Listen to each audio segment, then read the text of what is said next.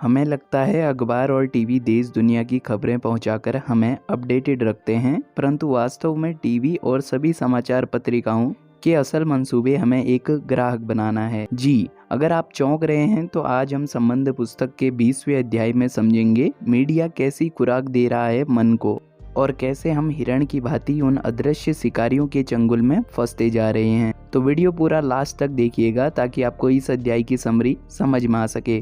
प्रश्नकर्ता कहते हैं, सर हमसे कहा गया है टीवी मत देखो, अखबार मत पढ़ो, ये कहाँ तक व्यवहारिक प्रश्न है? हम बीटेक के छात्र हैं। आचार्य जी कहते हैं, अखबार और टीवी वास्तव में हैं क्या, ये समझ लेना काफ़ी है। रोड पर, चौराहे पर, दुकान पर जो होर्डिंग्स लगे रहते हैं, इन्हें देखिए। एक अखबार उस आम आदमी के लिए छपता है जिसके अंदर लालच है, शक है और कुछ पाने की चाह है। अब ऐसे आदमी के लिए जो अखबार होगा, क्या वो उसे सत्य की तरफ, प्रेम की तरफ ले जाएगा, या फिर उस अखबार में ऐसी चीजें रहेंगी जो एक लालची और शक्की मन को पसंद हैं। और आपके इसी डरे मन में संदेह की हवा भरने के लिए बहुत जरूरी है तुम में लालच जगाया जाए, तुम्हारे अंदर पाश्विक वृत्तियों को हवा दी जाए। क्योंकि मीडिया ये अच्छी तरह समझता है तुम्हारा मन हर समय व्यर्थ चीज़ों को पाने के लिए भागता रहता है, फिजूल की चर्चाओं में व्यस्त रहता है और फिर आपके इन्हीं विचारों का शोषण मीडिया करता है। अखबार एक व्यवसाय है, इसे महज सूचनाएं प्राप्त करने का माध्यम मत समझ लेना। तुम्हें क्या लगता है अखबार प्रकाशित करने वाली कंपनियों की कमाई आपके 2-4 रुपए में खरीदे गए अखबार से होती है? नहीं, अखबार में जो फ्रंट पेज पर बड़ा सा विज्ञापन देखते हो ना, चमचमाती कार या फ्रिज का या फिर किसी अन्य वस्तु का, उन्हीं करोड़ों रुपए के विज्ञापनों से अखबार की 90% तक कमाई होती है। अखबार में अगर 25 पेज है ना, तो मात्र आधा पन्ना ही होगा जो तुम्हारे अंदर विवेक समझ जागृत करेगा। बाकी सभी पेजों में तुम व्यर्थ की चीजों से परिचित होंगे। किस नेता ने कितनी घूस खाई, किस अभिनेत्री का किससे ब्रेकअप हुआ, या रोमांस हो रहा है, या अगले मैच में प्लेइंग 11 कैसी रहेगी। अखबार में प्रकाशित होने वाली इन खबरों को जानकर भला आपकी जिंदगी में कौन सी बहार आ जाएगी, या आपके मन में शुद्धता आ जाएगी।